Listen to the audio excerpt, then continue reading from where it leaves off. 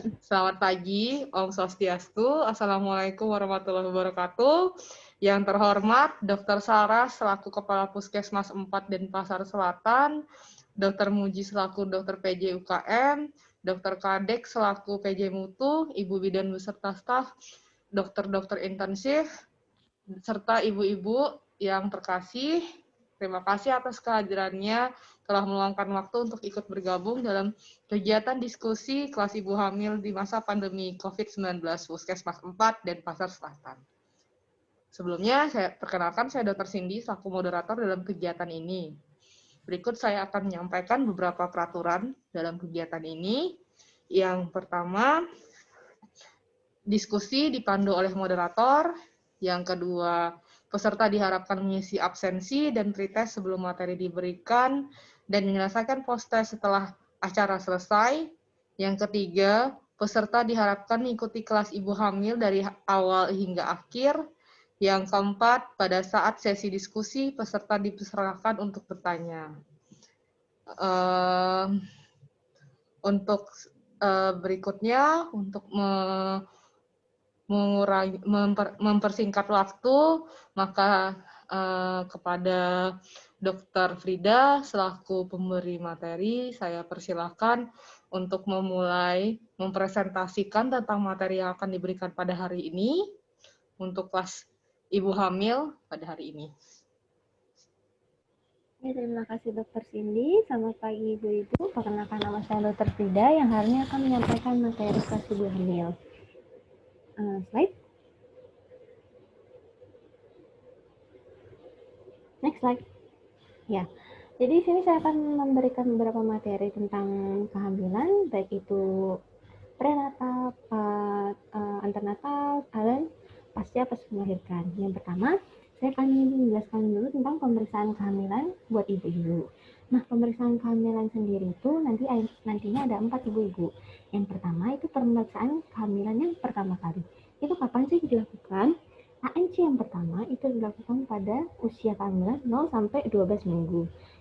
Yang dimana itu fungsinya untuk mendeteksi adakah faktor-faktor resiko pada kehamilan ibu, baik itu faktor resiko dari hamil janinnya sendiri ataupun dari luar janinnya. Terus pemeriksaan yang kedua atau antenatal care yang kedua itu pada 12 sampai 24 minggu kehamilan ibu-ibu. Nah, itu fungsinya untuk apa? Itu untuk melihat apakah selama ibu hamil ini adakah penambahan berat badan ataukah adanya komplikasi atau penyulit saat ibu-ibu hamil. Nah, itu apa aja sih nanti komplikasinya? Itu nanti tergantung saat pemeriksaan ibu-ibu. Nah, kemudian antenatal care yang ketiga atau pemeriksaan yang ketiga atau ANC yang ketiga itu dilakukan saat kehamilan ibu-ibu berusia 24 sampai 40 minggu. Ini fungsinya untuk perlindungan lengkap ibu hamil melalui TT D3 dan TT2+. Nah, kemudian yang terakhir, ANC yang terakhir itu follow up hasil pemeriksaan di antenatal yang ketiga. Tapi sebenarnya untuk pemeriksaan ANC atau antenatal care itu bisa dilakukan lebih dari 4 kali jika emang ibu-ibu mau melakukannya lebih dari 4. Tapi minimal kami sarankan itu untuk melakukan pemeriksaannya 4 kali ya Bu ya. Oke, next slide. Nah, ini standar-standar pelayanan antenatal care. Yang pertama, ada 10 T ibu-ibu. T yang pertama, timbang badan dan ukur tinggi badan. Nah, jadi kita nanti bakalan terus memantau perkembangan berat badan ibu, apakah sudah sesuai dari 0 hari kehamilan sampai nanti akan melahirkan. Kemudian ukur tekanan darah. Nah, ukur tekanan darah ini sangat penting ibu-ibu. Kenapa harus diukur? Karena nanti ini untuk melihat apakah ada penyulit saat ibu-ibu nanti mau melahirkan. Yang ketiga, nilai status gizi. Nah, itu diukur nilainya. Diukur lengan, besar lengan ibu. Terus yang keempat, tinggi fundus uteri. Terus ini berfungsi untuk mengetahui umur kehamilan ibu-ibu, dan untuk melihat perkembangan janinnya sendiri itu bisa diukur apakah janinnya berkembang atau tidak. Yang kelima, tentukan presentasi janin dan denyut jantung janin. Presentasinya maksudnya di sini adalah kepala bayi posisinya apakah sudah benar di bawah dan kakinya di atas, ataukah posisinya sungsang atau segala macam dari sini. Dan di sini juga mungkin ibu-ibu sering mendengar kami mengukur DJJ, jadi jantung bayi. Jadi di situ kami melihat apakah jantung bayi ibu-ibu saat ini saat pemeriksaan itu normal apa tidak. Apakah dia kecepatan, apakah dia kelambatan, seperti itu. Yang keenam, itu screening status imunisasi TT. Nah, nanti jadi pas saat ibu hamil, nanti seperti yang tadi saya jelaskan sebelumnya, ada kan ada di K3 itu akan dilakukan TT-D3 dan TT12. Nah, terus yang T yang ketujuh pemberian tablet besi. Jadi ini untuk faktor kalau misalnya ibu ibu walaupun awalnya ibu tidak mengalami anemia saat kehamilan atau HB-nya normal tetap kami berikan.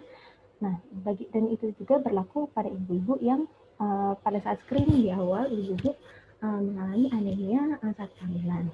Itu yang ke-8, tes lab sederhana. Nah, ini wajib sekali dilakukan. Itu apa aja sih yang diperhatikan, yang diambil, apa yang dicek? Golongan darah, HB, glukoprotein urin, dan pemeriksaan yang standar yaitu HBsAg, sifilis, HIV, malaria, dan TBC. Nah, kemudian T yang ke-9, tata laksana kasus, dan T yang 10 adalah temu bicara atau konseling termasuk P4K serta KBPP. Next. Nah, terus apa aja sih yang mesti dipersiapkan untuk persalinan yang aman? Nah, yang ibu harus ketahui itu ada 4. Yang pertama, mengetahui tanggal perkiraan persalinan. Persalinan dapat terjadi, jadi kalau misalnya ibu sudah menentukan tanggalnya, jadi bayi lahir itu dapat 2 minggu sebelum atau 2 minggu setelah dari tanggal yang sudah ditentukan. Nah, kemudian menentukan akan dilahirkan di fasilitas mana. Nah, ini sangat penting. Apakah nanti persalinannya ibu akan lakukan di puskesmas jika memang kandungannya ibu normal dapat dilahirkan secara normal bisa dilakukan di puskesmas, ataukah nanti akan dirujuk ke rumah sakit untuk dilakukan sesar. Next. Yang ketiga, setiap ibu hamil dan keluarga memiliki tabulin dan mempersiapkan kendaraan transportasi ke vaskes saat melahirkan. Jadi kalau bisa misalnya 2 minggu kan ibu misalnya sudah ada tanggal perkiraan tanggal lahir. Nah, kalau bisa 2 minggu sebelum tanggal kelahiran dan 2 minggu setelah tanggal kelahiran itu dipersiapkan ibu, dan dipersiapkan kalau misalnya nanti ibu-ibu ada tanda-tanda ingin melahirkan seperti itu. Terus kemudian mempersiapkan peralatan bersalin dan donor darah. Nah, ini juga sebenarnya sih ini baik dari ibunya maupun dari vaskesnya sendiri untuk mempersiapkan persiapan yang keempat ini seperti itu. Next. Kemudian ini kita berikutnya akan tanda-tanda persalinan. Seperti apa sih tanda-tanda persalinan itu? Apa aja sih yang misalnya yang dirasakan ataupun yang kami lihat? Yang pertama, adanya lightning atau dropping, yaitu kepala masuk ke PAP. PAP itu adalah jadi panggul kita kan berbentuk seperti ini bagian atas, dan di bagian bawah juga berbentuk lingkaran seperti ini. Nah, ketika kepala bayi sudah masuk di sini, nah itu merupakan tanda-tanda persalinan yang pertama.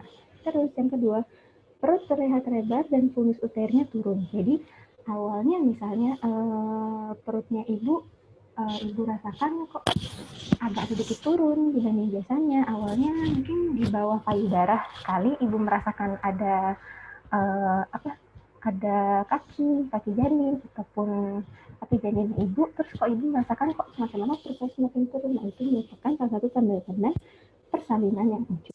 Yang ketiga, perasaan sakit di pinggang, lemas nyeri, dan mulai mendatar dan sekresinya bertambah. Jadi masukannya. Terus yang keempat itu serviks menjadi lembek, mulai mendatar dan sekresi bertambah. Nah, ini sekresi mungkin yang ibu-ibu bisa lihat sendiri secara nyata itu ibu sendiri yang rasakan itu sekresinya bertambah.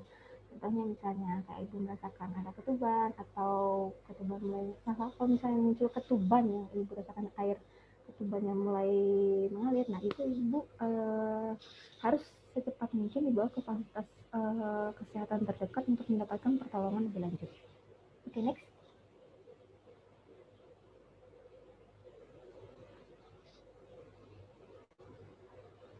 Nah, apa aja yang mesti dilakukan ibu? Yang pertama, proses bersalin itu dapat terjadi sekitar 12 jam sejak terasa mulas pertama atau kejeng-kejeng, misalnya kalau itu bilangnya. Ibu dapat makan atau minum, BAK, dan jalan-jalan seperti biasa. Nah, jika mulas, ibu harus tarik nafas dari hidung dan mengeluarkan dari mulut. Jadi atur pernapasan dengan baik. Terus kemudian jika terasa ingin BAB, bila dengan bidan atau dokter, ikuti anjuran kapan harus mengejan, seperti itu. Next. Nah, apa yang harus dilakukan keluarga atau suami? Yang pertama, jelas sekali untuk memberikan dukungan kepada ibu saat bersalin. Nah, untuk suami sendiri, memberikan stimulasi puting susu dan memberikan minum atau membantu posisi ibu saat mengejan. Jadi kalau bisa suami mendampingi istrinya saat persalinan normal di sebelahnya, karena untuk mensupport dan sekalian untuk melakukan stimulasi puting susu yang nanti dipandu oleh bidan ataupun dokter yang memandu proses kelahiran. Next.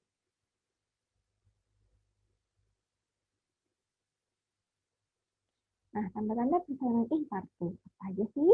Kontraksi yang berkala, kontraksi rahim yang berkala dengan kekuatan tertentu. Nah, kemudian ada pulsa membuka karena tekanan. Nah, ini mungkin ibu-ibu agak sedikit bahasanya agak sedikit nggak awam ya. Nanti saya akan jelaskan dikit-dikit.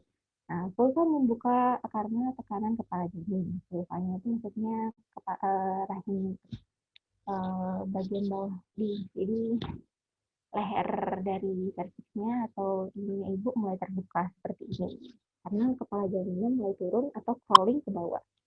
Kemudian tekanan pada anus semakin kuat sehingga mendorong mengejan semakin kuat. Nah, kenapa terjadi seperti itu? Karena begitu kepala bayi mulai keluar mengarah ke serviks atau mengarah ke mulut vagina, itu otomatis anus yang di belakang dari vagina itu akan tertekan, jadi sehingga mendorong untuk mengejan semakin kuat.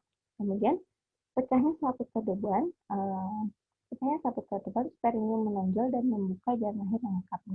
Kalau misalnya memang selaput ketubannya sudah pecah, itu benar-benar harus ibu segera ke vaskes terdekat untuk melakukan pertolongan untuk kelahirannya. Next. Proses persalinan. Untuk persalinan normal, mungkin ibu-ibu sudah banyak yang tahu, kehamilan cukup bulan itu 37-40 minggu dengan presentasi belakang kepala, maksudnya itu kepalanya yang di bawah. Terus berlangsung dalam 18 jam tanpa komplikasi baik pada ibu ataupun janinnya. Oke, next. Nah, ini sesi menyusui dini. Mungkin ini banyak yang ingat, banyak yang lupa. Nah, inisiasi menyusui dini itu kapan sih dilakukan atau apa sih yang mesti disiapkan dulu? Yang pertama, setelah bayi lahir, pastikan seluruh badan bayi itu dikeringkan oleh bidan ataupun perawat ataupun tenaga medis yang menolong. Kecuali tangan. Kemudian yang kedua itu bayi tengkurupkan, jadi kalau bisa posisi bayinya itu tepat di dadanya ibu atau di perutnya ibu, tapi harus ditutup dulu bagian perut buah ibu dengan kain biar tidak itching bayi. Yang ketiga, bayi dibiarkan mencari puting susunya sendiri. Jadi ini merupakan jadi kita jangan mendekatkan langsung ke daerah puting susunya. Jadi biarkan bayi yang mencari sendiri dengan refleks mandirinya bayi untuk mencari puting susunya ibu, seperti itu. Next. Oke. Nah, kemudian kita beralih ke gambar. Jadi sini ada gambar. Kalau misalnya tadi saya sudah jelaskan panjang lebar, mungkin di sini ibu agak melihat ada dua gambar. Ada wanita yang belum hamil dan ketika sudah hamil. Itu kalau lihat dari gambar itu apa aja sih terjadi pada seorang wanita yang sebelum hamil dan sudah hamil, apa aja yang terlihat? Yang pertama jelas pasti ada perubahan fisik, fungsi tubuh, dan psikologisnya. Itu tuh semua dipengaruhi oleh hormonal. Karena sebelum hamil dan setelah hamil itu hormonal seorang wanita pasti ada yang berubah. Gitu. Apa yang harus dilakukan untuk tetap membuat badan bugar, badan sehat, ataupun moodnya tetap baik, yaitu dengan melakukan latihan fisik. Latihan fisik yang bisa dilakukan apa aja sih? Yang pertama, stretching. Yang kedua, senam. Nanti mungkin saat ini kami akan memberikan video senam ibu hamil. yang ketiga, ibu bisa berjalan kaki ringan, mungkin bisa didampingi dengan suami. Yang keempat, bisa dengan banyak hal. Mungkin aktivitas ringan seperti itu, ataupun ya jangan yang terlalu berat-berat. Aktivitas di rumah aja, jangan diem aja. Ya. Next. Nah, manfaat aktivitas di sehari-hari dan latihan ringan itu apa aja sih sebenarnya pada saat ibu hamil ini? Mungkin ibu kayak, aduh udah hamil, berat, ngandung anak, capek kok masih dilakukan disuruh aktivitas sih. Nah, itu ada manfaatnya ibu-ibu. Yang pertama, mempertahankan fisik dan juga sama kehamilan. Otomatis kan beban seorang ibu kan jadi double ya. Bukan bawa dia sendiri, harus juga membawa anak yang masih dalam kandungan. Itu untuk mempertahankan fisiknya ibu, biar ibu capek, jangan cepat lelah saat kehamilan. Yang kedua, memperkuat otot dan postur tubuh ibu. Jadi, untuk biar tetap bugar, biar tetap kuat otot-ototnya, biar nggak lemah nanti kehamilan. Yang ketiga, mengurangi resiko tekanan darah tinggi, kencing manis, dan nyeri pinggang selama kehamilan. Karena resiko tekanan darah tinggi dan kencing manis saat kehamilan ya cukup besar ibu pada kehamilan, itu sangat berisiko nanti sebelum melahirkan, pas kehamilan ataupun saat mau melahirkan. Terus yang keempat, membantu melancarkan pencernaan, mengurangi sembelit, dan membuat tubuh rileks. Yang kelima, mencegah timbulnya stres, depresi, dan kecemasan. Dan yang terakhir, mempercepat proses pemulihan setelah kehamilan, setelah persalinan. Oke, next. Nah, terus manfaat bagi dirinya sendiri apa sih? Cuma ada dua. Meningkatkan pertumbuhan hari-hari, dan yang kedua, bayi dapat dilahirkan dengan berat badan yang normal. Seperti itu. Next. Nah, ini apa aja sih yang kondisi-kondisi apa aja sih untuk ibu hamil yang tidak boleh melakukan latihan fisik? Nah, ketuban pecah sebelum waktu, seperti yang saya bilang tadi. Ketika ada ibu merasakan ada ketuban pecah, kalau bisa langsung ke vaskes terdekat untuk mendapatkan pertolongan. Dan itu sangat disarankan tidak melakukan latihan fisik seperti senam fisik ataupun stretching ataupun melakukan hal-hal yang berat, tidak disarankan. Yang kedua, perdarahan, sama tidak disarankan dulu. Yang ketiga, kehamilan kembar. Nah, itu juga tidak terlalu disarankan Bu ya untuk dilakukan latihan fisik. Kemudian ibu dengan ayam berat. Saat ibu melakukan ANC tadi kan ada pemeriksaan HB. Nah, itu kalau misalnya ibu terdeteksi mengalami anemia pada kehamilan, disarankan untuk tidak melakukan latihan fisik. Dapat membuat ibu sudah cepat. Tekanan darah tinggi sama kehamilan, sama penyakit jantung, kencing manis, peristiwa persalinan yang kurang bulan, serta yang memiliki riwayat keguguran 2 kali atau lebih, tidak disarankan melakukan latihan fisik. Oke, next. Oke, prinsip-prinsip latihan fisik ringan apa aja sih? Ada cukup banyak nih poin-poinnya. Pertama, lakukan pemeriksaan kesehatan selama kehamilan untuk memastikan kondisi ibu hamil sehat. Jadi, selain ibu melakukan latihan fisik, rajin-rajin melakukan ANC yang saya tadi bilang di awal, minimal 4 kali. Kalau lebih, bagus. Yang kedua, jangan ragu-ragu minta tindakan ke tenaga kesehatan yang mengerti tentang latihan fisik yang aman bagi ibu hamil. Jadi, kalau misalnya ibu ada gerakan pas ibu searching di YouTube atau di Google, terus ada gerakan ini, bisa ibu agak ragu, bisa ditanyakan ke kesehatan apakah gerakan ini boleh dilakukan saat kehamilan, apakah latihan ini boleh dilakukan, tidak apa-apa, jangan diragukan ya. Jangan ragu untuk tanya ke tenaga medis. Oke. Yang ketiga, gunakan pembalut wanita. Kenapa perlu memakai pembalut wanita? Jadi kan sebenarnya saat ibu hamil kan posisi, jadi itu kan ada di atas kantong kemih ya. Takutnya nanti saat ibu melakukan latihan itu jadi kantong kemih ibu yang bersih kencing agak tertekan-tekan sehingga keluar kencing sedikit, jadi bisa digunakan pembalut gitu. Yang keempat, minum air putih secukupnya sebelum, sama, dan sudah latihan. Yang kelima, memakai pakaian yang nyaman, BH yang bertali lebar dan kuat untuk menyangga payudara.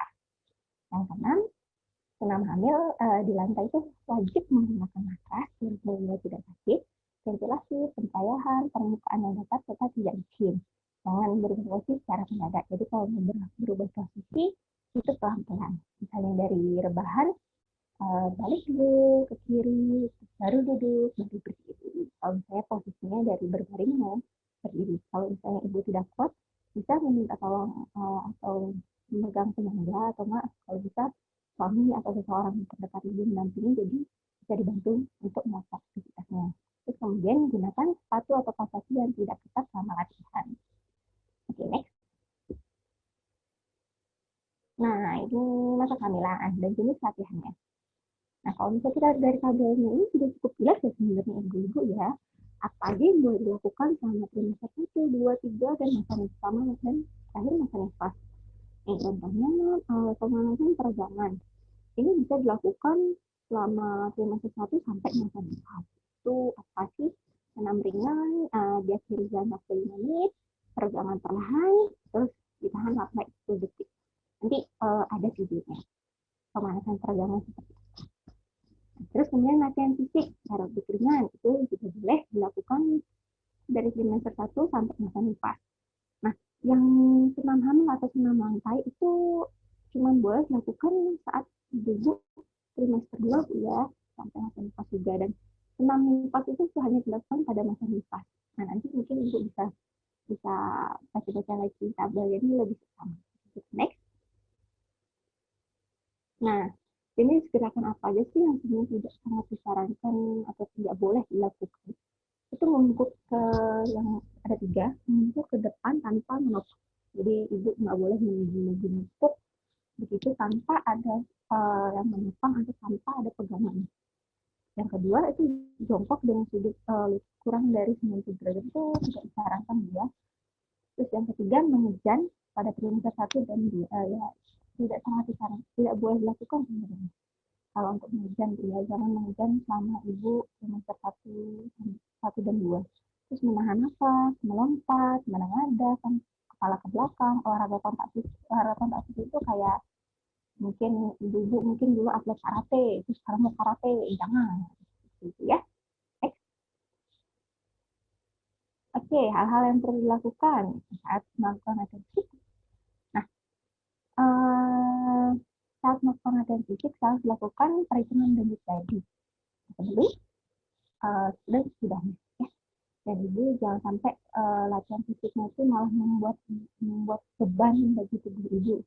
Jangan sampai terang-terang atau jangan sampai terlalu capek, jangan sampai kayak ibu jadi lemes gara-gara latihan fisik itu jangan. Terus latihan dapat diberhentikan jika ibu memiliki 10 keluhan di bawah ini. Pertama, perdarahan dari jalan lahir, cairan yang mengalir dari jalan lahir, membengkaknya membengkak, ada pembengkakan pada muka, tangan atau pergelangan kaki, sakit kepala pusing atau pandangan gelap, kelemahan, jantung berasa berdebar-debar atau ada nyeri dada, nyeri pada perut, penurunan berat badan akibat latihan fisik ini. Ini kalau bukan langsung drop tiba-tiba turun berat badannya, dipantau setelah beberapa latihan fisik kok berat badan saya kok turun ya, itu harus stop. Terus janin tidak bergerak. Nah, apalagi ini. Kemudian yang terakhir sesak nafas. Next. Nah, ini tata laksana ibu hamil pada era baru. Maksudnya era baru ini era apa sih? Era baru ini adalah era masa COVID sekarang ini. Seperti yang next. Next. Seperti yang kita tahu, sekarang kita lagi ada di masa pandemi COVID. Nah, kita kan dibagi zona-zona ya, zona hijau, zona kuning. Jadi tergantung sekarang untuk program pelayanan bagi ibu hamilnya itu berdasarkan zona. Jika misalnya daerah ibu adalah zona hijau, mungkin kasus ibu hamilnya dapat dilakukan tatap muka. Jadi misalnya di zona kuning ataupun oranye ataupun merah, itu ya seperti sekarang ini kita melakukan dengan daring atau melalui video itu. Dan untuk yang lain, jadi apapun yang di zona merah itu kalau kita lakukan tidak dengan tatap muka, melainkan dengan video daring seperti ini. Kalaupun misalnya nanti pandemi sudah selesai, jadi kita bisa melakukan tatap muka. Tapi kalau misalnya memang daerahnya berada di zona hijau atau tidak ada kasus ataupun tidak berdampak banyak, itu bisa kita melakukan tatap muka ataupun dilakukan P4K-nya itu bisa dilakukan secara langsung bertemu dengan ibu, dan AMP-nya dapat dilakukan secara langsung. Seperti itu. Next.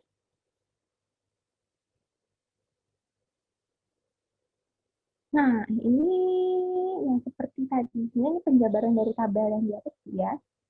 Jadi kalau misalnya ini di era barunya ini, setelah melakukan ANC-nya seperti apa sih? Nah, kan janji temu atau telegrasi untuk layanan ANC, screening gejala atau ruang kontak melalui media komunikasi. Misalnya, ibu ibu ada mengarah ke suspek atau COVID-19, itu otomatis nanti ibu-ibu akan langsung diri pertama kan pasti dicek terlebih dahulu di vaskes tingkat satunya, misalnya ibu pernah ada kontak ataupun ada gejala, itu nanti dicek kalau misalnya konfirmasi ataupun ada suspek dari pemeriksaan lab dan analisis pemeriksaan fisik semuanya, itu kami akan tuju ke RS untuk mendapatkan tata laksana lebih lanjut. Walaupun nanti hasilnya negatif, ya kunjungan dapat dilakukan sesuai jadwal, ya ibu hamil. Tapi ibu-ibu harus ingat puskesmas tetap lakukan 3M, mencuci tangan, menjaga jarak, memakai masker. Nah, kemudian setelah ibu mau ke puskesmas, akan dilakukan screening, yaitu cek suhu dan analisis keluhan. Sama, kalau misalnya screeningnya tadi dari cek suhu, analisis ditemukan positif, dan indikasi misalnya ada gejalanya atau ada riwayat kontak, atau ada perjalanan jauh ke daerah yang ya merah atau hitam, atau misalnya PCR atau swab atau rapid antigen ataupun darah lengkapnya ditemukan suspek positif, itu kami akan merujuk ke rumah sakit seperti sama yang di atas. Tapi kalau misalnya nanti negatif, ya akan dilakukan pelayanan ANC sesuai pedoman ANC terpadu. Next. Nah, ini pemilihan tempat persaingan ditentukan berdasarkan apa ibu akan melakukan persaingannya di puskesmas, di vaskes tingkat 1, ataupun di rumah sakit. Itu berdasarkan apa sih? Yang pertama, kita lihat dulu kondisi ibu pada saat itu. Jadi ditetapkan pada saat ibu datang. Apakah ibu dapat dilakukan persalinan di puskesmas ataukah harus dirujuk ke rumah sakit. Yang kedua, screening risiko persalinan. Jadi kan di awal tadi dilakukan screening, Bu, ya pemeriksaan lab, analisis segala macam, dilakukan ANC, dipantau terus apakah ibu ini dapat melakukan persalinan di puskesmas atau harus dirujuk juga. Terus kondisi ibu saat infarksi. Jadi walaupun awalnya misalnya bisa dibilang, jadi kita sudah semuanya clear, ibu bisa melakukan persalinan normal di puskesmas, tapi saat ibu melahirkan ditemukan adanya penyulit, itu bisa kita rujuk ke rumah sakit untuk melakukan penanganan lebih lanjut. Yang keempat, mungkin ini baru ya, status ibu dikaitkan dengan COVID-19 seperti bagan yang tadi, alur yang tadi, saat itu akan dirujuk ke rumah sakit. Yang kelima, pasien dengan kondisi infarksi atau emergensi ini harus diterima oleh semua vaskes. Ya, jadi tanpa mengetahui statusnya, ibu benar-benar sudah bukan 10 dan harus benar-benar mendapatkan pertolongan, ya, kami tidak akan melakukan pengecekan, kami akan menolong, baik itu di puskesmas, baik itu di rumah sakit, akan melakukan pertolongan dan ibu, tapi kami tetap menggunakan protokol. Jadi kami yang melindungi sendiri dengan menggunakan masker, menggunakan APD sesuai dengan peraturan.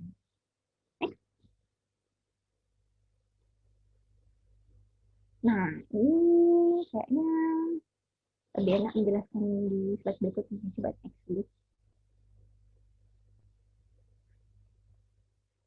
Oh, enggak ya. Oke. Setelah sebelumnya. Nah, saya jelaskan di sini. Sebenarnya ini juga ada jelaskan lagi sih di belakang, tapi saya jelaskan di sini. Karena itu melihat ada yang bagian. Jadi jenis pelayanannya. Kan setelah ibu melahirkan, itu kan bakal ada kunjungan pas ya. Nah, kunjungan yang pertama itu baik di zona hijau maupun di zona merah, zona kuning, orange, atau merah, itu akan dilakukan 6 jam sampai 2 jam setelah persalinan. Di kunjungan pas yang pertama itu bersamaan dengan kunjungan yang masalah yang pertama yang dilakukan oleh fasilitas pelayanan kesehatan. Di sini sih puskesmas ya. Nah, kalau kunjungan kedua itu tergantung dari zonanya masing-masing, baik kunjungan kedua, ketiga, dan keempat. Kalau misalnya kunjungan 2, 3, 4 daerah ibu termasuk zona kuning, mungkin akan langsung door to door. Tapi kalau misalnya yang berada di zona kuning, orange, ataupun merah, ya hubungannya melalui komunikasi, ataupun secara daring, atau via WA, ataupun juga bisa menanyakan langsung lewat chat atau lewat telepon ke fasilitas layanan. Tapi kalau misalnya ada emergensi, ibu-ibu emergensi misalnya ibu-ibu ada Tuhan ataupun bayi ada Tuhan, langsung ibu aja ke fakultas kesehatan terdekat. Next. Nah, ini sampai pasca persalinan. Mungkin ibu juga pada paham ya kontrasepsi yang digunakan ibu pada saat nifas. Yang pertama, pastikan ibu saat ini tidak saat mau memasang KB itu tidak sedang menyusui. Pastikan ibu-ibu itu menyusui atau tidak. Jadi nanti bisa dipilih KB mana yang cocok. Yang kedua, pilih jenis kontrasepsi yang sesuai. Tidak, jadi ibu-ibu harus tahu ibu-ibu punya penyakit tertentu atau tidak. Jadi ibu harus benar-benar menyampaikan semua keluhan ibu sebelum dilakukan pemasangan KB. Nah, contohnya nih, tidak ada masalah pembekuan darah. Jadi nanti produksi ASI ataupun kembang bayi. Jadi kami bisa untuk memberikan beberapa opsi KB apa yang cocok untuk ibu. Yang ketiga, tidak harus mengganti pemberian tidak harus mengganti pemberian ASI untuk menggunakan suatu alat kontrasepsi. Ya, sebenarnya juga tidak perlu. Yang kelima, tidak mengganggu kesehatan bayi. Jadi kalau bisa ibu kalau misalnya mau menggunakan KB, kalau bisa jangan nanti kan pasti dikasih opsi oleh bidan ataupun petugas yang lain apa aja sih yang bagus KB-nya kan ibu yang memilih, tapi kalau bisa ibu mempertimbangkan untuk tidak mengganggu kesehatan bayi ibu. Next. Nah, ini seperti yang tadi ya. Kalau ini kan penjabarannya, tapi kan yang seperti tadi karena kita di masa era baru, era pandemi, jadi kunjungan nifasnya tergantung dari zona-zonanya seperti yang sudah dijelaskan tadi. Ini contoh kalau di zona hijau aja ya. Nah, kalau misalnya di zona hijau, jadi kunjungan nifas yang pertama itu dilakukan 6 jam sampai 3 hari setelah persalinan. Kunjungan nifas yang kedua di hari keempat sampai hari ke-28 setelah persalinan. Kunjungan nifas yang ketiga itu hari ke-29 sampai 42 hari setelah persalinan. Kalau misalnya yang merah, zona merah, kuning, hijau, oranye, zona kuning, oranye, merah itu ya secara daring. Soalnya kunjungan nifas yang pertama. Next.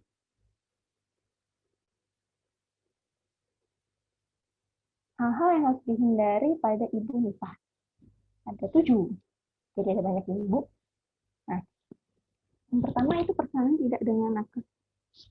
Agak ya kalau bisa disarankan ibu-ibu kalau misalnya mau melakukan persalinan kalau bisa di ini ya di fasilitas kesehatan mudah. Jadi kalau misalnya nanti ada sesuatu saat melahirkan atau pasca melahirkan, kalau misalnya ada terjadi hal-hal yang tidak diinginkan dapat dilakukan pertolongan secara langsung. Terus beban perut terlalu panjang. Nah, biasanya kan ada beberapa mungkin ada ibu-ibu yang karena mulai perutnya habis melahirkan itu agak geleber itu dibobot kencang banget dari tempat perut, jangan sama sekali itu dilakukan ya.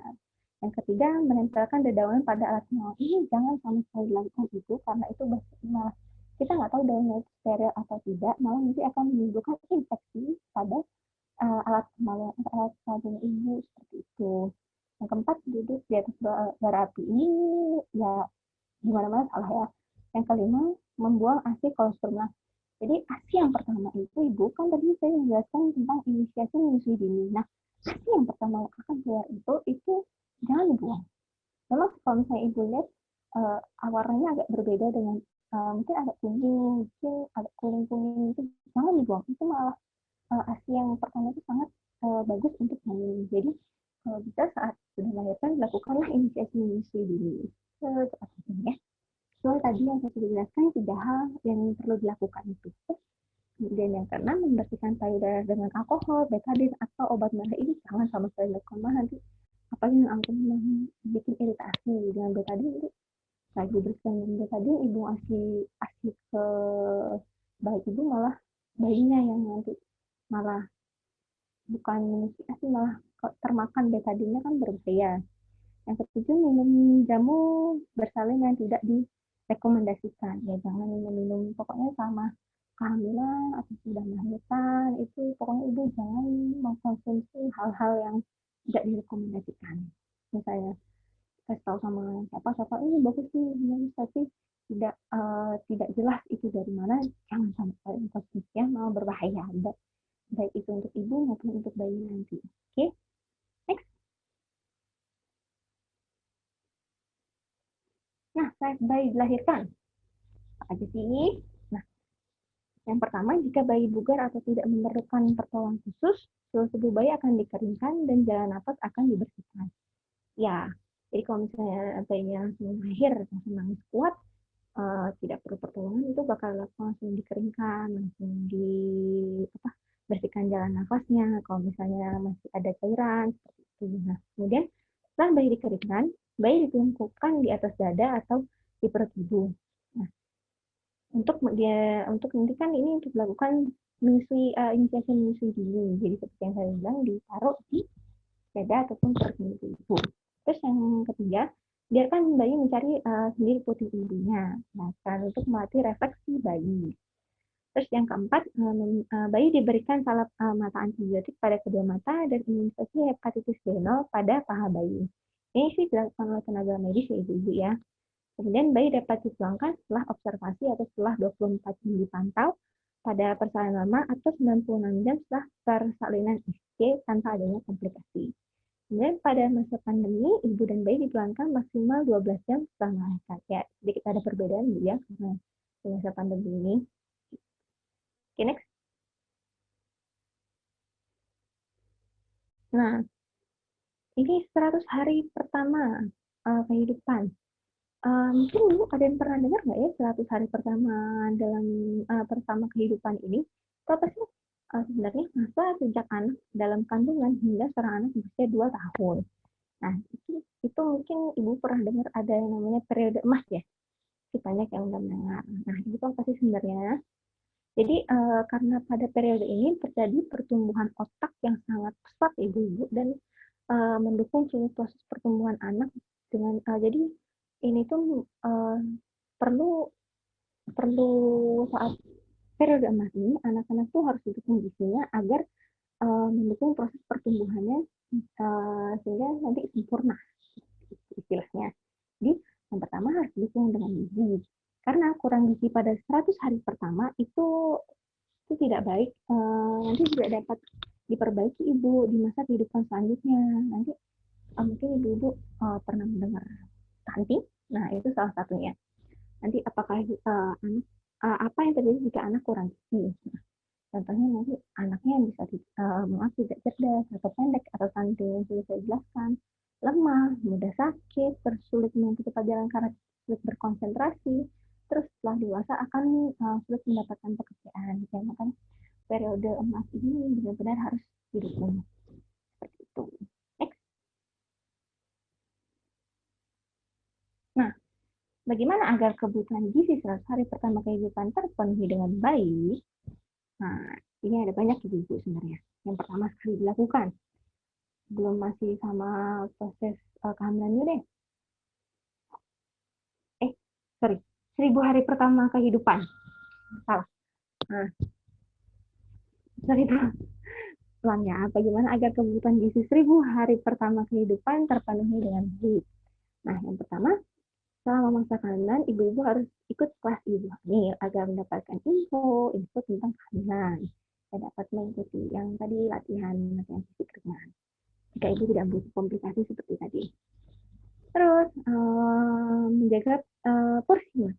Ibu hamil makan lebih banyak kan, jadi ibu-ibu harus makan 2 porsi. Lauk, sayur, dan buah agar kebutuhan gizi janin terpenuhi.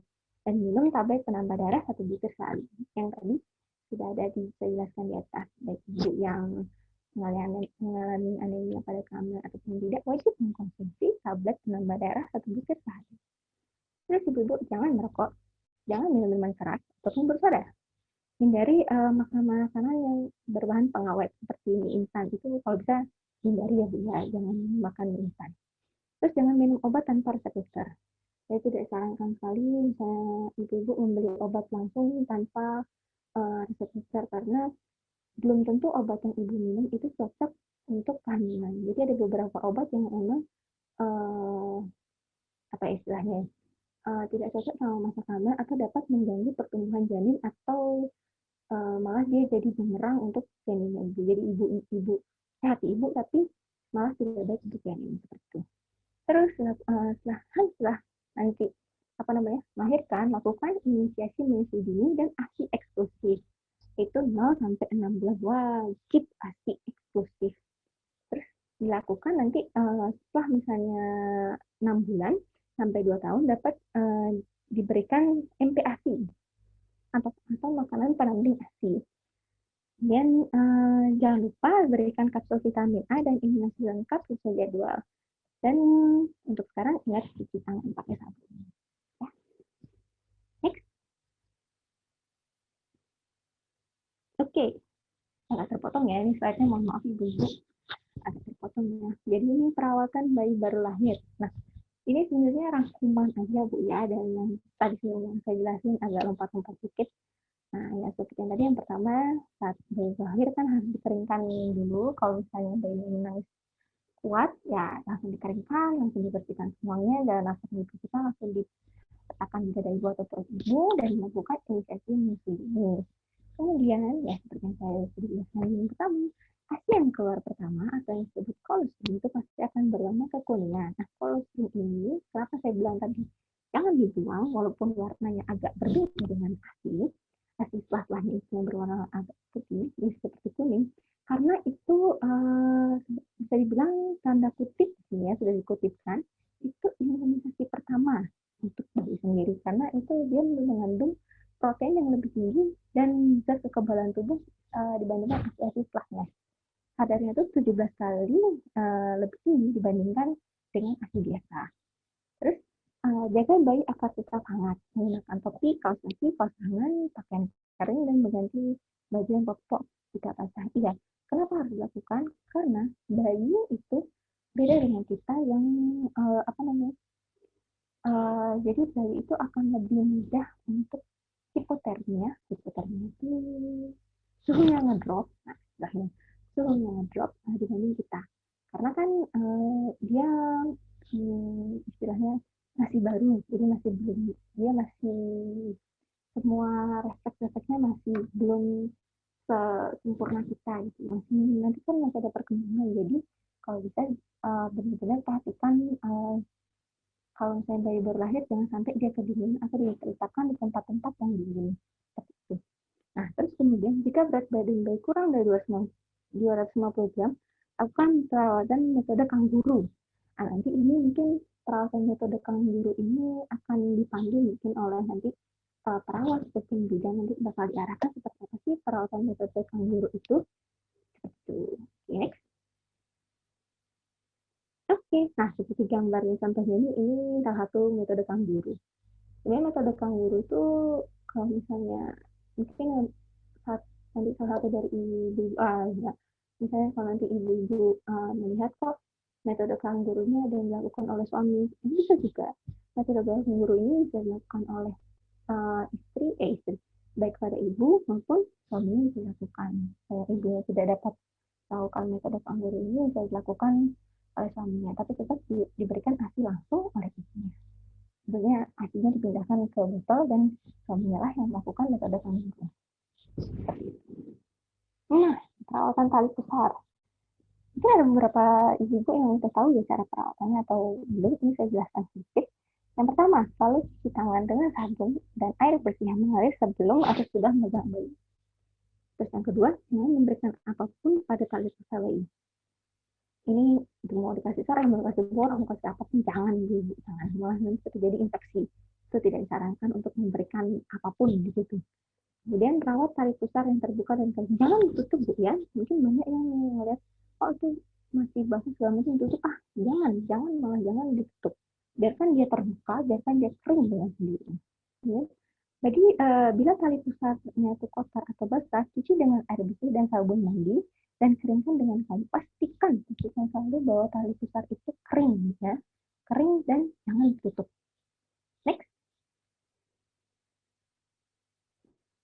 Oke, perawatan gizi bayi umur 0 sampai 6 bulan. Apa sih? Tadi ingat, ASI eksklusif. Itu sangat wajib untuk bayi dari usia 0 sampai 6 bulan. Hanya diberikan ASI saja, ASI eksklusif. Nah, manfaat ASI eksklusif ini apa sih bagi ibu? Jadi ya kalau untuk ibu itu yang pertama dari gambar ini terhindar dari resiko osteoporosis, kanker payudara, dan kanker ovarium.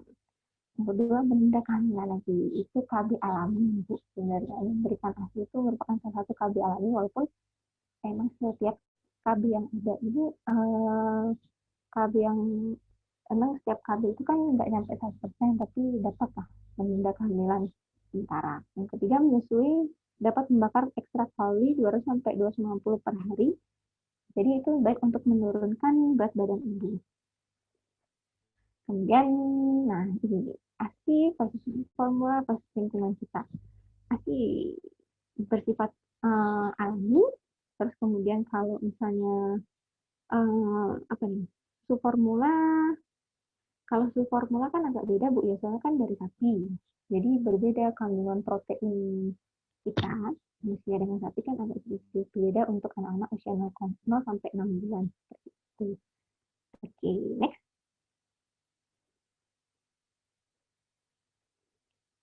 Oke, menyusui bayi bermanfaat untuk pemulihan rahim, kesehatan payudara, dan ASI adalah gizi terbaik untuk bayi. Sebetulnya ini sama juga seperti yang saya jelaskan tadi di awal. Mungkin saya akan jelaskan di sini posisi dari bayinya seperti apa, posisi meletakkan menyusui yang benar itu seperti apa sih.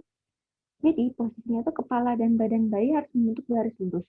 Kemudian wajah bayi menghadap ke arah payudara, hidung dihadapkan ke arah puting susu. Kemudian badan bayi diletakkan dekat dengan tubuh ibu, dan ibu itu mendongak atau mendekap bayi secara utuh.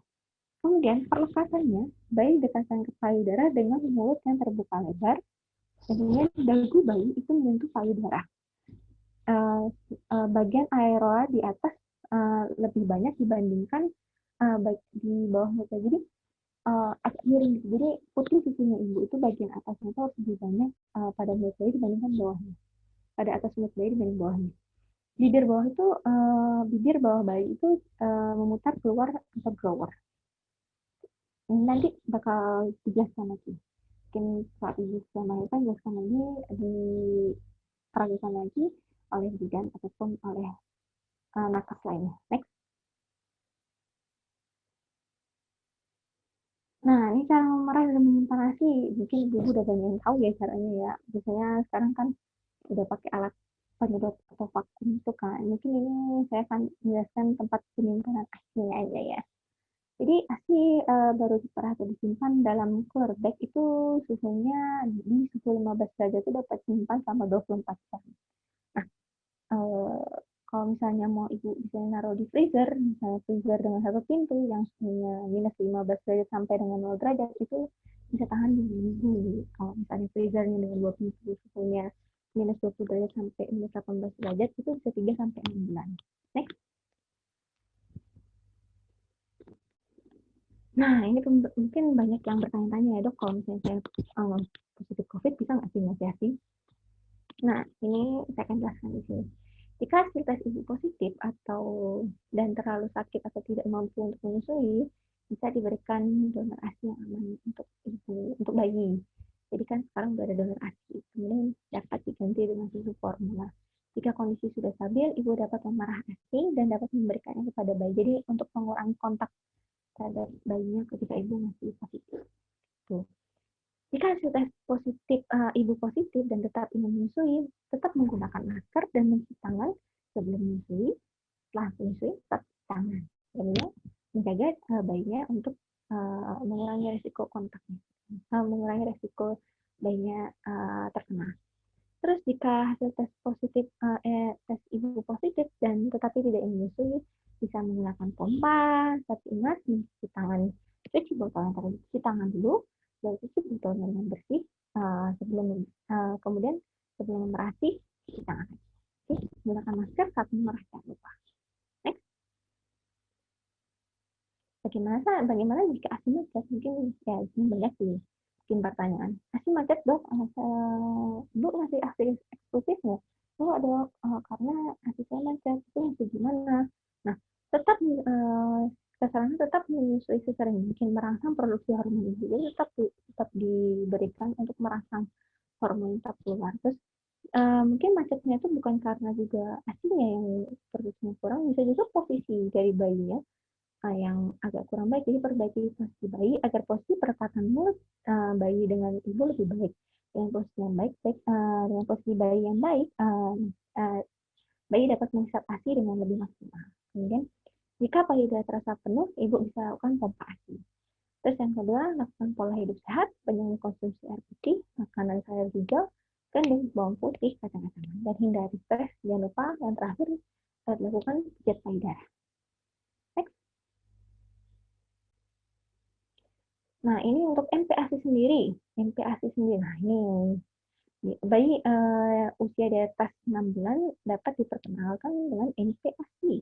Tapi jangan lupa ASI tetap dilakukan, ASI tetap diberikan. Nah, ini seperti Ibu lihat tuh pada pojokan bawah ada usia bayi, makanan, dan porsi untuk porsinya seberapa sih?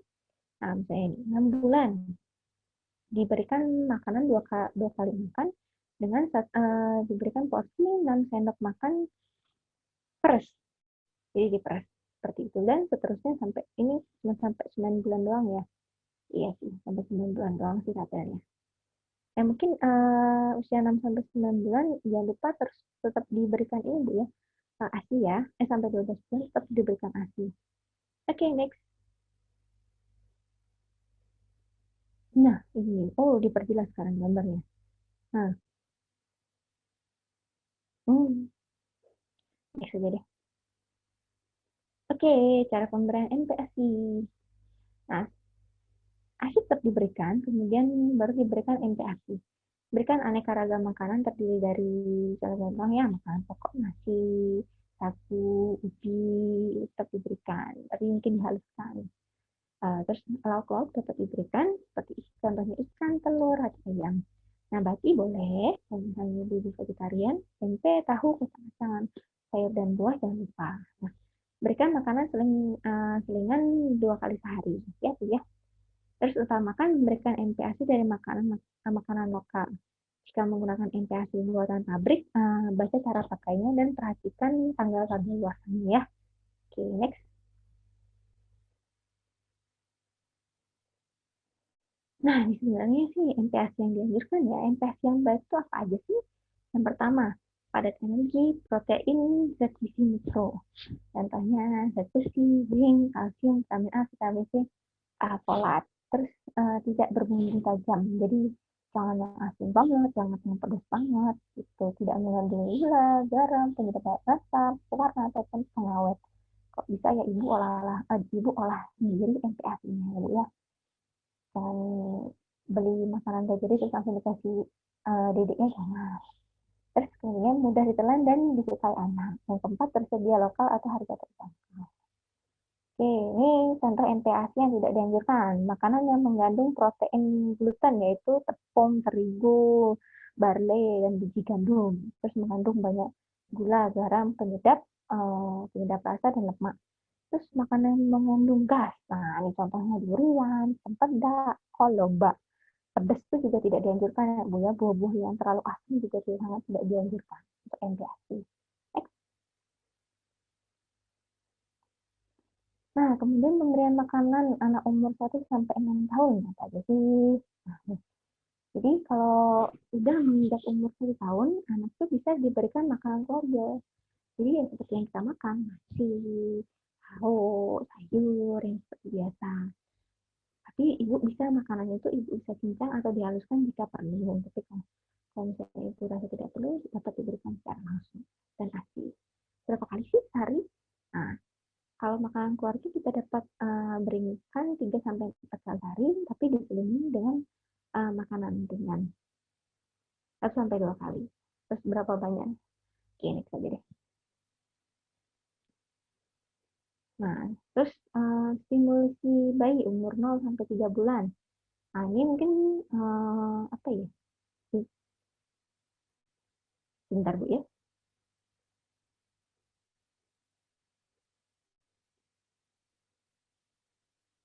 Oke, simulasi bayi umur 0 sampai 3 bulan.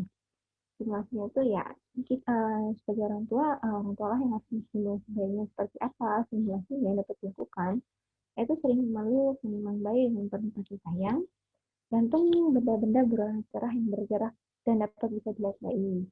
Saya kayak dia sempat tidur digantung yang muter-muter itu juga boleh. Tetap mata bayi dan ajak bicara terus. Dan perdengarkan musik atau suara-suara kepada bayi. Next.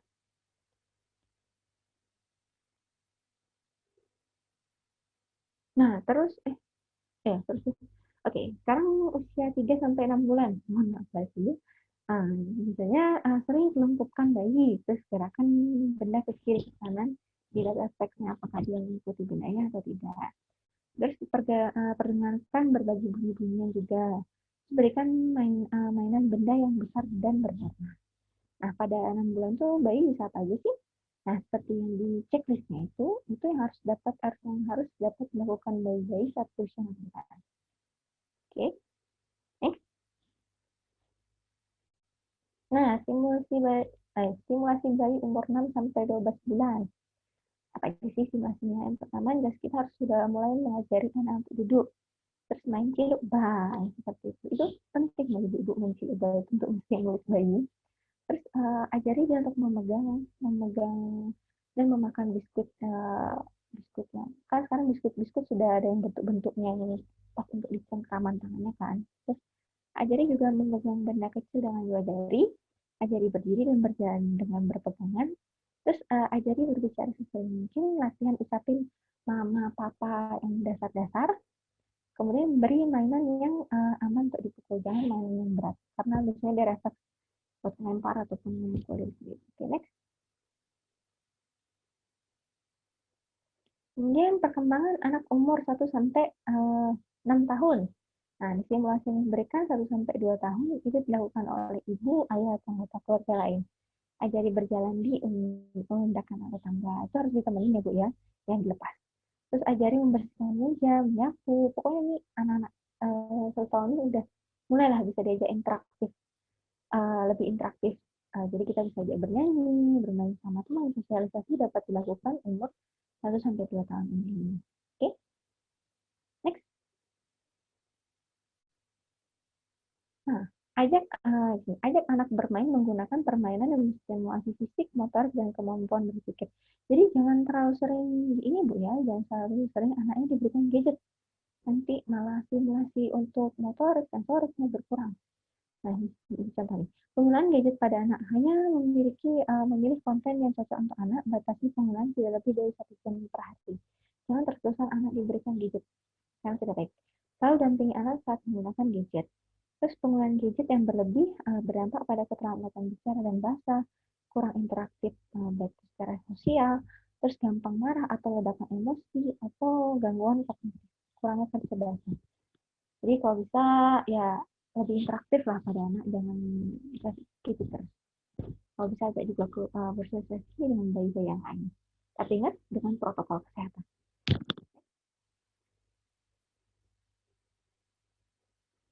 Nah, simulasi anak usia 2 sampai 3 tahun apa sih yang biasanya dilakukan oleh ibu, ayah, atau anggota keluarga lainnya. Nah, ini sudah mulai bisa dilakukan kegiatan yang dapat menstimulasi anak untuk mandiri ya, contohnya ajari berpakaian sendiri, ajari melihat gambar, bacakan cerita anak, ajari makan di piring sendiri, ajari tangan, BAB diakar di tempatnya. Nah, ini juga bisa mulai diajari anak untuk menghormati orang lain. Dan bisa juga mungkin ibu bawa anaknya ke PAUD. Next.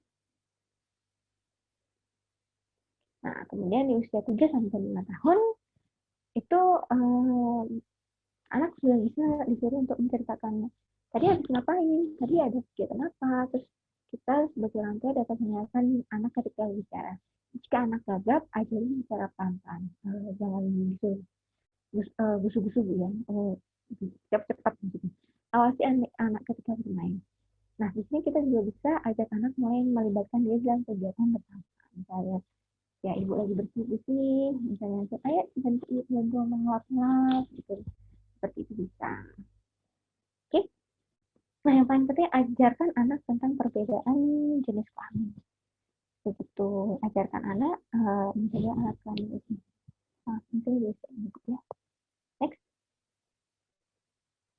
Oke. Simulasi anak usia 5-6 tahun tetap dilakukan ibu, ayah, atau anggota keluarga. Ya, anak sudah bisa diajak untuk bermain sepeda. Kemudian bantu anak mengerti urutan kegiatan, contohnya mencuci tangan. Minta anak menceritakan apa yang dilakukan, tetap dilakukan itu. Ajari anak mental, menangkap bola dengan kedua tangan. Jadi sih ini sudah mulai bisa ini ya, diperkenalkan dengan warna, huruf, angka, dan benar dan bisa diajarkan membaca pelan-pelan mengetahui huruf A, B, C, D itu mulai bisa. Oke, next. Oke, ini pantau pertumbuhan dan perkembangan. Jadi pertama itu berat badannya ya.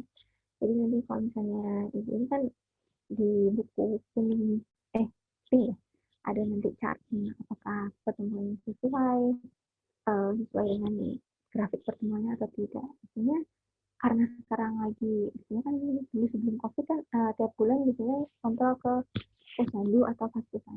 Itu sekarang karena lagi COVID bisa ke Faskesan. Terus bawa anak ke tenaga kesehatan atau fasilitas kesehatan untuk mendapatkan pelayanan stimulasi deteksi atau intervensi dini tumbuh kembang. Misalnya umur 3 bulan sampai 2 tahun itu setiap 3 bulan, umur 2 tahun sampai 6 tahun itu setiap 6 bulan. Ajari anak bermain dan bercakap-cakap. Oke, simulasi perkembangan anak sesuai umur seperti yang tadi saya jelaskan itu ya, umur sekian harus apa, umur sekian harus apa. Oke, tanda anak sehat itu apa aja sih? Berat badan naik sesuai garis pertumbuhan sudah saya jelaskan, terus anak bertambah tinggi, kemampuan bertambah sesuai umur, dan jarang sakit. Next.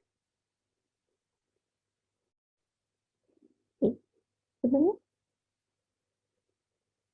Nah, ini dia. Ini yang grafik saya bilang. Apakah ini apa sesuai? Seharusnya ibu ya, bagusnya itu dia grafik ini kan ada garisnya, garis hijau. Terus orangnya bisa dilihat ini ya. Oke, nggak bisa. Oh, bisa. Nah, itu kan ada garis hijau. Kalau bisa sih di antara garis itu, karena itu, nah itu, di antara 1 sampai 2 disebut berat badan sesuai. Ini 1, dan ini 2 sampai 1. Jadi ini batasnya itu disebut berat badan sesuai. Kalau misalnya di bawah itu disebut Android, apalagi kalau di bawah -3 ini, 3 ini Bu ya, di bawah ini, itu severely Android atau sangat kurang. Biasanya itu terjadi kekurangan gizi, ada tanda jadi ada penyakit namanya kwashiorkor atau enggak marasmus. Seperti itu. Saya nggak menjelaskan itu lebih detail ya. Next. Nah, ini obat-obat yang wajib ada di rumah untuk pertolongan pertama. Kalau misalnya nggak ada ya bisa langsung dibawa ke pasien atau ke dokter kalau misalnya ibu ada keluhan. Oralis untuk diare, propilen iodin untuk luka, paracetamol untuk demam atau nyeri pada anak. Untuk dosisnya misalnya ibu tidak tahu, kalau bisa ya dibawa aja ke fasilitas kesehatan untuk dosisnya sesuai dengan berat badan anak. Oke, next. Nah, jika anak sakit, yang pertama jangan panik, pasti. Yang pertama bawa ke fasilitas kesehatan jika batuk tidak sembuh dalam 2 hari, anak sesak nafas maupun demam. Nah, untuk batuk sendiri tetap diberikan ASI, tidak apa-apa, berikan minum air matang yang lebih banyak. Jika umurnya lebih dari 1 tahun, dapat diberikan kecap manis atau madu yang dicampurkan dengan jeruk nipis sebagai pelembab tenggorokan. Jauhkan anak dari asap rokok, kendaraan, atau perokok atau sampah. Ya, kalau bisa sih jangan ada yang merokok juga ya di rumah. Kalaupun memang tidak bisa untuk berhenti merokok, baik itu orang tua maupun kerabat yang di rumah, kalau bisa merokok jangan di dalam rumah, tapi di luar rumah, biar pertukaran udara di rumah tidak di dalam rumah tidak terkontaminasi dengan asap rokok. Yang kedua, bawa ke fasilitas kesehatan jika atau tidak sembuh sesuai seperti yang saya jelaskan tadi. Oke, next. Diare. Jika kalau diare ini gimana sih? Jika anak masih menyusui, terus berikan ASI atau MPASI. Berikan segera mungkin 1,5 gelas sampai 1 gelas cairan oralis setiap anak dengan air besar. Jika tidak ada oralis, bisa diberikan setengah sendok teh garam dapur ataupun dan 8 sendok gula pasir dan campurkan dengan 1 liter air matang. Kemudian berikan MPAC atau makanan seperti biasa, jangan berikan obat apapun kecuali seperti petugas kesehatan. Nah, ini pertama segera bawa anak ke fasilitas jika apa sih? Timbul demam, ada perdarahan dalam beraknya, diare makin parah, muntah terus-menerus, anak terlihat sangat haus, anak tidak mau makan minum, atau diare berkali itu wajib dibawa ke fasilitas kesehatan karena yang kita takutkan adalah anak langsung mengalami dehidrasi. Oke, next. Oke, demam. Seperti sama yang tadi, kamu mesti berikan ASI sering mungkin, perbanyak minum air, jangan diselimuti atau dikubung dengan baju-baju yang tebal, kompres dengan air biasa atau air hangat, jangan dikompres anak dengan air dingin, nanti anaknya malah menggigil. Terus jika demam tinggi dapat diberikan dosis obat sesuai dosis yang dianjurkan. Nah, kalau misalnya ibu tidak tahu dosisnya, langsung aja dibawa ke dokter atau fasilitas pelayanan kesehatan terdekat. Segera bawa ke fasilitas kesehatan jika demam selesai kejang. Ini teruntuk anak usia 0 sampai 5 tahun. Ya. Karena itu sering terjadi kejang demam pada anak. Setelah 5 tahun ya bisa lebih jarang kejang atau tidak kejang. Yang kedua, demam tidak turun dalam 2 hari. Ya, itu wajib. Demam disertai bintik-bintik merah, perdarahan di hidung, atau buang air besar berwarna hitam. Itu berarti sudah ada tanda-tanda perdarahan, wajib dibawa ke rumah sakit atau fasilitas kesehatan terdekat. Next. Nah, ini sering pada anak ini. Luka dan koreng. Nah, kalau misalnya luka, cuci bersih dengan luka dengan air bersih. Ya. Kalau misalnya koreng, persilakan ke fasilitas kesehatan bisa. Bawa ke fasilitas kesehatan jika luka bernanah atau berbau. Gitu ya. Misalnya sudah bernanah-bernanah, bawa aja ke fasilitas kesehatan biar mendapatkan pertolongan lebih lanjut. Next.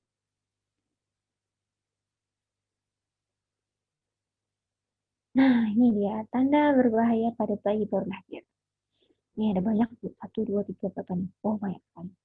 Kalau misalnya ibu menemukan salah satu tanda bahaya ini, langsung bawa ke fasilitas kesehatan terdekat. Baik itu boleh puskesmas, dokter praktek, ataupun rumah sakit. Ya, contohnya, tali pusar kemerahan sampai dinding perut atau berbau nanah. Biasanya kan sering. Biasanya tuh ya sering. Diare, muntah-muntah, anak kuning, lemah, dingin, semuanya pokoknya sesuai gambar di apa. Sesuai gambar ini langsung dibawa ke fasilitas terdekat. Fasilitas kesehatan terdekat ya. Next. Nah, ini pada balita. Jadi, hampir sama, tapi lebih sedikit. Seperti gambar ini. Tetap Bu, kalau misalnya tanda-tanda ini, Ibu bisa langsung bawa ke fasilitas kesehatan. Contohnya diare, demam tinggi, muntah-muntah, tampak biru, sesak nafas, kejang, demam langsung dibawa ke fasilitas kesehatan terdekat. Next.